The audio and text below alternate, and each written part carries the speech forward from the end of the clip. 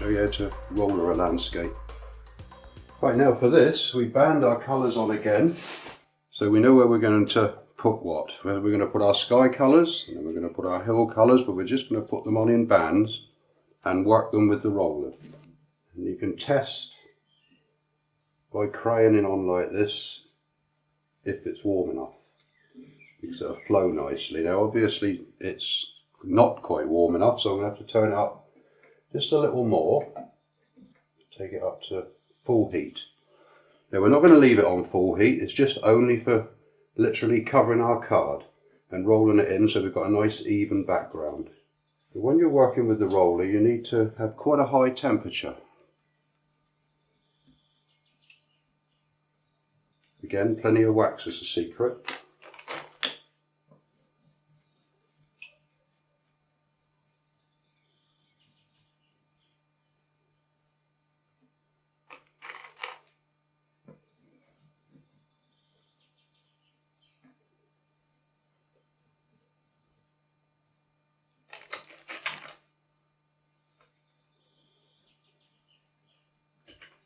Now we're going to test now just to make sure that we are hot enough and that our sky is going to roll properly. So we'll start off with a clean roller. This isn't always essential because sometimes dirty rollers are much more advantageous than clean ones because you get a lot of nice lines with it. So right now we're going to roll our sky in first.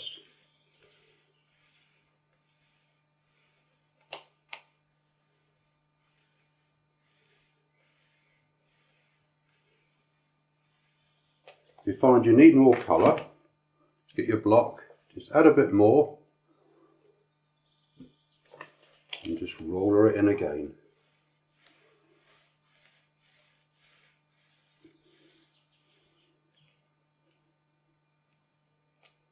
Try not to put too much pressure on when you use this roller because you'll leave lines, so just let the weight of the roller on your hand run it in nicely. If you've got enough wax on, then it will work quite nicely for you like that. And again, just a little bit more wax along the top here, a little bit of a darker line. Then lifting the back end of your roller off your support, you work all in with your front edge that you see nearest the skyline. Again, you can see exactly what you're doing, exactly where you're going. You need it nice and clean for your sky, but once you get down here, you've got all these colours mixed in together. And that's how you get your contrast and the shape of your landscape. So there's quite a lot of wax needed for this. That gives us our first layer. Again, it's okay because you've got your background hills that aren't quite as heavy as you're going to have your foreground hills. So now we need more wax in the middle ground so we get the contrast on the next layer of hills.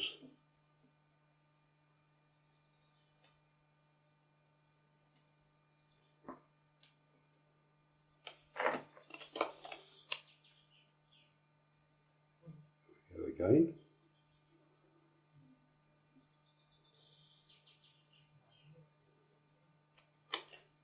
And now we're going to just put a line through there to get our divide between our middle and our foreground. Then we do our rolled lake. So we put the blue back in again. Take another clean roller.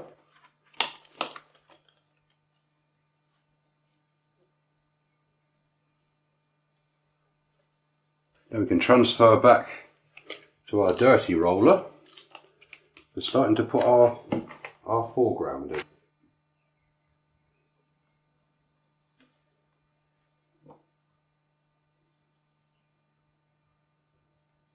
You create the shapes with the block almost that you want just by crayoning them on like this and then follow them with the roller afterwards. So you can come down, and if you lift the back edge up and press quite hard on your front edge, you'll get your lines coming in. And now we're going to use a sponge. So this doesn't have to be a clean sponge, it can be one that's used like this, has already got quite a lot of colour on. You can start to push everything up into where you want it to be, create these nice heavier lines for your foreground. It's very simple. You've got total control, you can see exactly what you're doing. Again from the other side. This also teaches you to be ambidextrous because you need to be able to use both hands. And again, plenty of wax. And more colour again. You can just put your blobs of colour on and then start to work it into the colour you've already got there to create some more contrast.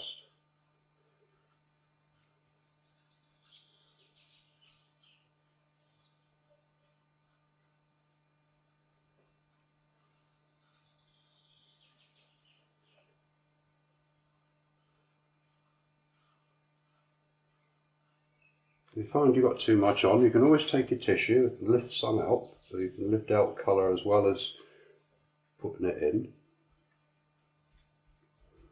This also creates quite nice rocky shapes. Use your side of your roller and push upwards. You can create shapes like this.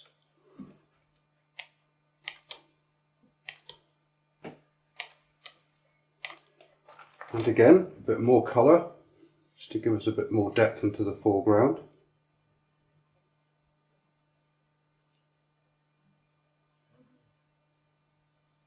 And by taking your iron, start to put other pieces in to create a bit more light and a bit more contrast.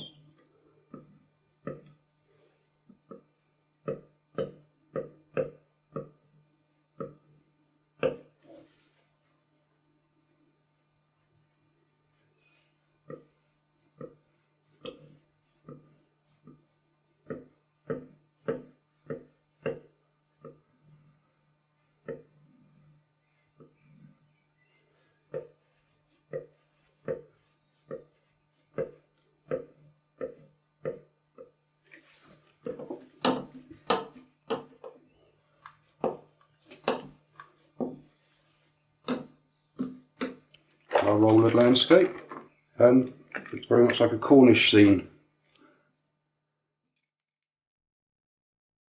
You've specialised in the hot plate. Why? Again, it's an essential piece of equipment which I find makes everything so easy, much easier to paint bigger pictures. Many of the techniques, it's made so easy by having that heat underneath backing up your picture that you can just run things in and take things out. And it's just so accommodating. It's just the way forward for anyone that wants to go anywhere with Encaustic, really.